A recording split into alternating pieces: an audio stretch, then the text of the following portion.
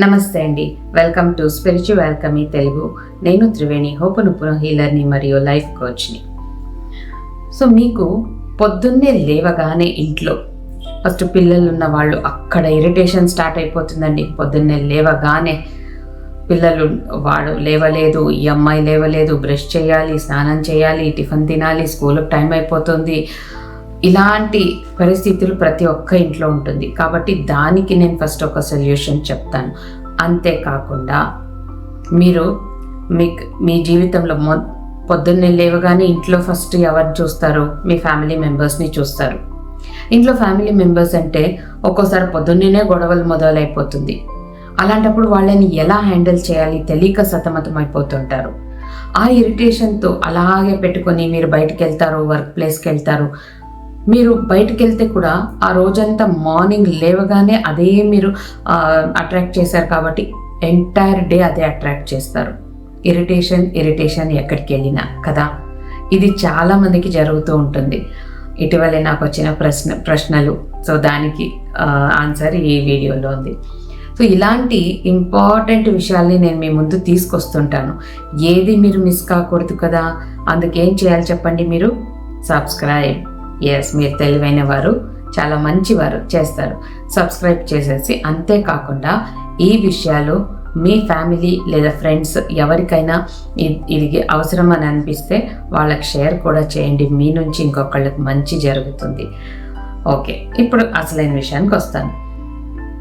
మీ ఇంట్లో పిల్లలు ఉన్నారా? స్కూల్ కాలేజ్కి వెళ్ళేవాళ్ళు పొద్దున్నే లేచి మీరు అరుస్తున్నారా? బ్యాగ్ తీసుకోలేదు, అందులో పెన్సిల్ పెట్టుకోలేదు, పెన్ను పెట్టుకోలేదు, హోంవర్క్ బుక్ తీసుకున్నావా, ఆ బుక్ తీసుకున్నావా, ఇది చేసావా, యూనిఫామ్ అయన్ చేసావా?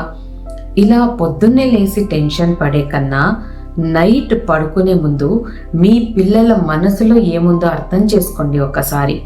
వెనక రోజు ఎంత స్ట్రెస్ఫుల్గా ఉండిందో ఆ స్ట్రెస్నంతా మనసులో పెట్టుకొని పడుకుంటున్నారా? మీరు వెళ్ళి అక్కడ పడుకునే ముందు వాళ్ళతో కూర్చుని మార్నింగ్ నుంచి ఇప్పటి వరకు ఏం జరిగిందో, అందులో నీకెంత స్ట్రెస్ జరిగిందో, ఎవరెవరి నుంచి నీకు హర్ట్ అయిందో, నుంచి ఎవరెవరికి హర్ట్ అయిందో వాటిని అన్నిటినీ లోపల పెట్టుకోకుండా రిలీజ్ చేసేసి పడుకోనన్నా అని చెప్పండి. వాళ్ళు ఏం చేయాలి? అప్పుడు నాలో ఏముందో రిలీజ్ లెట్ గో చేస్తున్నాను. పొద్దున్నుంచి ఎంతెంత స్ట్రెస్ ఫీల్ అయ్యాను వాటిని అంతా లెట్ గో చేసేస్తున్నాను. ఎవరెవరు నన్ను తిట్టారో, నన్ను బాధ పెట్టారో వాళ్ళని ఫర్గివ్ చేసేస్తున్నాను. నన్నుంచి ఎవరికైనా బాధ కలిగినట్లయితే క్షమాపణలు అడుగుతున్నాను అని అనుకొని పడుకున్నారంటేనే చాలు. వాళ్ళ సబ్కాన్షియస్ మైండ్ చాలా క్లియర్గా ఉంటుంది. ఆ వెనక రోజు స్ట్రెస్ అంతా ఇక్కడ నుంచి తీసేసి ఉంటుంది. సో ఎంత హాయిగా పడుకుంటారు. మార్నింగ్ కూడా అంతే హాయిగా లేస్తారు. అప్పుడు మీరు అరవాల్సిన అవసరం ఉండదు. ఎంత ఈజీగా వాళ్ళని హ్యాండిల్ చేయొచ్చు. పొద్దున్నే లేవగానే నీట్గా అంత పనులు చేసుకుంటారు. సో ఇంకా పిల్లల విషయం అయింది. లేవగానే కూడా వాళ్ళ మీద అరవకుండా ఒక క్రియేటివ్గా వాళ్ళని హ్యాండిల్ చేయండి. చిన్న పిల్లలు అనుకోండి, ఒక్కొక్కరికి 2 బ్రష్లు పెట్టండి. పెట్టేసి ఈరోజు గ్రీన్ కలరా, బ్లూ కలరా, ఏ కలర్ కావాలి అని అడగండి. వాళ్ళకి సెలెక్ట్ చేసుకుంటారు. ఈరోజు నాకు బ్లూ కావాలి అంటారు. ఓకే ఫైన్, టుడేస్ బ్లూ అని దాని మీద పేస్ట్ పెట్టి ఇచ్చేసి, ఇప్పుడు నేను వెళ్ళి పాలు కలుపుతాను. నేను పాలు కలిపేలోగా నువ్వు బ్రష్ చేసేసేయాలి. ఎవరు ఫస్ట్ చూద్దామా? ఇలా ఆటలాడిపిస్తూ వాళ్ళని ఎంత బాగా హ్యాండిల్ చేయొచ్చు కదా. ఓపిక అనేది ఉండాలి మీకు. ఇక పెద్ద పిల్లలైతే, హై స్కూల్ పిల్లలు, కాలేజ్ పిల్లలు అయితే వాళ్లకు తగినట్లు మీ పిల్లలే, మీరు ఎలా చెప్తే వాళ్ళు వింటారో మీకు తెలుసు. అలా హ్యాండిల్ చేయండి క్రియేటివ్గా. ఇక దాని గురించి నేను ఇంకొక వీడియో పెడతాను, పిల్లల్ని ఎలా హ్యాండిల్ చేయాలి అనే దాని గురించి. ఇక పిల్లలు కాకుండా పెద్దవాళ్ళు మార్నింగ్ లేవగానే ఇంట్లో గొడవలు స్టార్ట్ అయిపోతుంది. ఇంట్లో అది లేదు ఇది లేదు అని, వాళ్ళు మొన్ననే తెచ్చాను కదా అంత తొందరగా అయిపోయిందా, ఖాళీ చేసావా అని, ఇలాంటివి అన్ని ఇళ్లల్లో ఉంటాయి కదా. అవి ఎలా హ్యాండిల్ చేయాలి అని చెప్తాను. సో వాళ్ళు ఎవరైనా కానీ, మీ లైఫ్ పార్ట్నర్ కానీ, మీ తోబుట్టులు కానీ, పేరెంట్స్ కానీ ఎవరైనా ఒక మాట అంటున్నారంటే ఫస్ట్ మీరేం చేయాలి ఆలోచించాలి. ఎందుకు? వాళ్ళ అసలైన వ్యక్తిత్వం ఏంటి? ఎప్పుడు జాలీగా నవ్వుతూ ఉండే పర్సన్ అనుకోండి, ఎప్పుడు జాలీగా నవ్వుతూ ఉండే ఈ వ్యక్తి ఇప్పుడు ఇలాంటి మాటలు అంటున్నారంటే వాళ్ళ మనసులో ఏం జరుగుతోంది? ఓకే, ఏదో కోపం వచ్చింది, ఈ విషయానికే కోపం వచ్చిందా, లేదా వేరే ఏదైనా టెన్షన్ మనసులో పెట్టుకొని దాన్ని ఇలా మన మీద చూపిస్తున్నారా అని అర్థం చేసుకోండి ఫస్ట్. వేరే ఏదైనా కోపాన్ని పెట్టుకొని మీ మీద అరుస్తున్నారంటే, లేదా ఎందుకైనా అరవని వాళ్ళు, ఆ టైంలో మీ ఆలోచన ఎలా ఉండాలి తెలుసా? పాపం వాళ్ళ ఎంత స్ట్రెస్ ఉందో, ఎంత కోపం ఉందో దానంతా రిలీజ్ చేసేయని, పర్లే బయటకు వస్తుంది. అవి లోపల పెట్టుకుంటే ఇంకా హెల్త్ మీద కూడా ఎఫెక్ట్ పడుతుంది. కాబట్టి ఎంతెంత అరుస్తారో అరిచేయని, పర్లేదు. నేనైతే బాధపడను, వాళ్ళు అరిస్తే అరిచేయని, ఆ స్ట్రెస్ అంతా బయటకు వచ్చేసేయని అని అనుకోండి. ఫస్ట్ ఆఫ్ ఆల్ మీకు బాధ అయ్యేదు.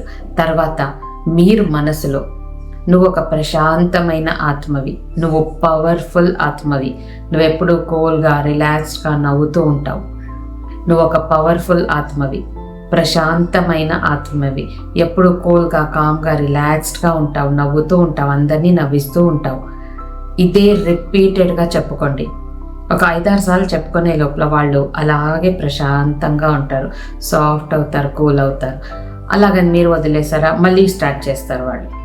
మళ్ళీ చెప్పుకోండి. అలా మీరు స్టాప్ చేయకుండా ఇలాగే మీ మనసు ప్రశాంతంగా అయ్యే వరకు చెప్పుకుంటూ ఉండండి. అప్పుడు చూడండి వాళ్ళలో ఎలాంటి మార్పు వస్తుందో. అంటే దీన్ని బట్టి మీకు ఏమర్థమైంది? మనలో అనుకుంటే వాళ్ళలో మార్పు వస్తుంది. బట్ ఇది ఎలా అని మీ డౌట్ కదా. ఎలా అంటే, ఇక్కడి నుంచి వస్తున్న ప్రతి ఒక్క మాట ఎక్కడికి వెళ్తుంది? మన చుట్టూ ఎవరెవరు ఉంటారో వాళ్ళకే కదా వెళ్తుంది ఆ వైబ్రేషన్. ఇప్పుడు ఆ వ్యక్తి ఎవరైతే అరుస్తున్నారో మీ ముందే ఉన్నారు, మీతో పాటే ఉన్నారు. సో వాళ్ళకి మీరు ఏ వైబ్రేషన్ పంపుతారు? వాళ్ళు అరుస్తున్నారంటే మీరు మనసులో తిట్టుకుంటూ ఉంటే ఆ తిట్లు, ఆ వైబ్రేషన్ని వాళ్ళకి వెళ్ళి చేరుతుంది. వాళ్ళ నుంచి ఇంకంత ఎక్కువగా మీకు తిట్లే వస్తూ ఉంటాయి. దానికి బదులుగా మీరు ఇలాంటివి అనుకుంటే సోల్ టు సోల్ కనెక్షన్ ఉంటుంది, ఆత్మ నుంచి ఆత్మకి కనెక్షన్. మీ మనసులో ఇలా అనుకుంటే వాళ్ళ ఆత్మకి అది వెళ్ళి చేరుతుంది. వాళ్ళ ఆత్మ అది విని వాళ్ళని అరవనివ్వకుండా మైండ్ని కూల్ చేస్తుంది, సాఫ్ట్ చేస్తుంది. సో మన మనసులో ఏ మాటలు వస్తున్నాయో, మన చుట్టుపక్కల ఎవరున్నారో వాళ్ళకి వెళ్తుంది. కాబట్టి మనము దాన్ని ఇలా సాల్వ్ చేసేస్తే ఈజీ అయిపోయింది కదా, అక్కడ గొడవ లేదు, ఏమీ లేదు, మనం ప్రశాంతంగా మనసులో అనుకుంటూ ఉంటే వాళ్ళు సైలెంట్ అయిపోతారు. ఇంత ఈజీ సొల్యూషన్.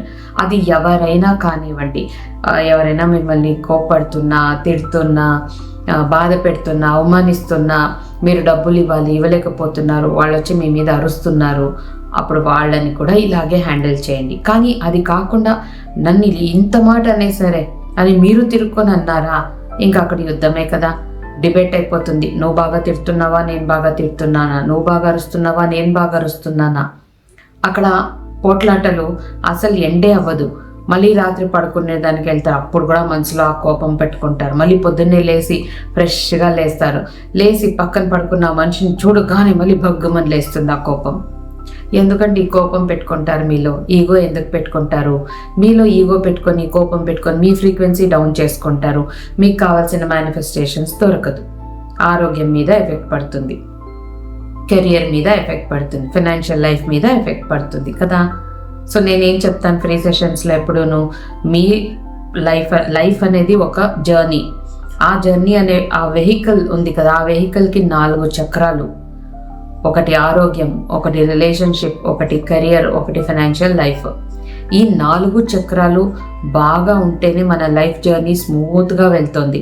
ఏదైనా ఒక్కటి గాలిపోయినా లేదా అది పంచర్ అయినా అంతే కదా, ఇంకా ముందుకు వెళ్ళదు వెహికల్, అక్కడే స్టాప్ అయిపోతుంది. కాబట్టి ఇప్పుడు ఈ 4 మళ్ళీ ఒకదానికొకటి ఇంటర్లింక్ అయి ఉంటుంది. అందులో రిలేషన్షిప్ అనేది చాలా ఇంపార్టెంట్.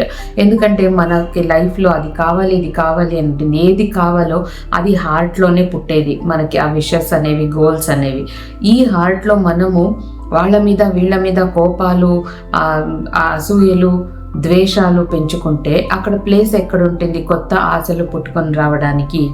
కాబట్టి బ్లాక్ అయిపోతుంది.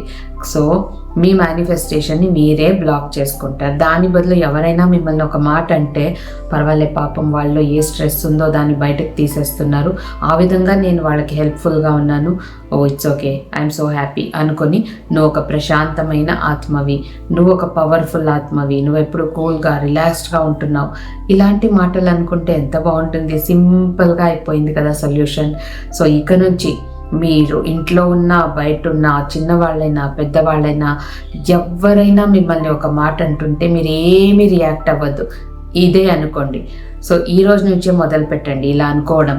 ఇలా అనుకొని మీరు ఎవరిలో ఏ కోపాన్ని తగ్గించారు, వాళ్ళలో రియాక్షన్ ఎలా ఆటోమేటిక్గా మ్యాజికల్గా తగ్గిందో మీ ఎక్స్పీరియన్స్ని కామెంట్లో షేర్ చేయండి. నాకు కూడా అప్పుడు తెలుస్తుంది, ఓకే నేను చెప్తుంది ఫాలో చేస్తున్నారు, ఫాలో చేసి వాళ్ళ లైఫ్లో అంతా చేంజెస్ వస్తుంది, వావ్ థ్యాంక్ యూ అని నాకు కూడా సాటిస్ఫాక్షన్ ఉంటుంది. కాబట్టి కామెంట్లో వచ్చి షేర్ చేయండి. సో మీరు ఇలాంటివంతా ఫాలో చేసి మీ లైఫ్లో అందరితో ప్రేమగా నవ్వుతూ హాయిగా ఉండాలి అని నేను మనస్ఫూర్తిగా కోరుకుంటూ ఇక్కడితో సెలవు తీసుకుంటున్నాను. ఇంకొకటి మర్చిపోయాను చెప్పడానికి.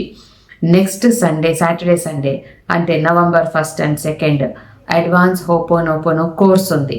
సో మీరు కనుక హీలర్ అవ్వాలి, మీ నుంచి ఎంతోమందికి మంచి జరగాలి, వాళ్ళ కర్మల నుంచి వాళ్ళు విముక్తులు అవ్వాలి అని మీలో ఆశ ఉంటే, అర్నింగ్ కూడా అవ్వాలి, దానితో పాటు మీకు ఇలాంటి మంచి ఇంకొకళ్ళకి మంచి చేసే అటువంటిది కావాలి అనుకుంటే రండి, వాట్సాప్లో వచ్చి మెసేజ్ చేయండి, కోర్స్ డీటెయిల్స్ చెప్తాను, కోర్స్ చేయండి. ఎందుకంటే నేను చెప్పే కోర్సు చాలా నేను కొత్తవి కనిపెడుతూనే ఉంటాను ఈ కోర్సులో, హోపోనోపోనోలో.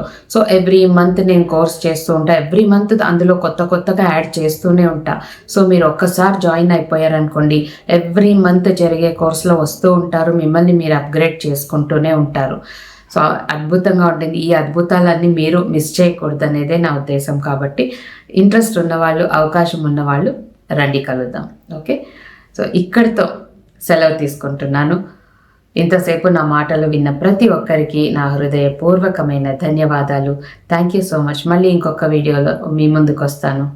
బాయ్.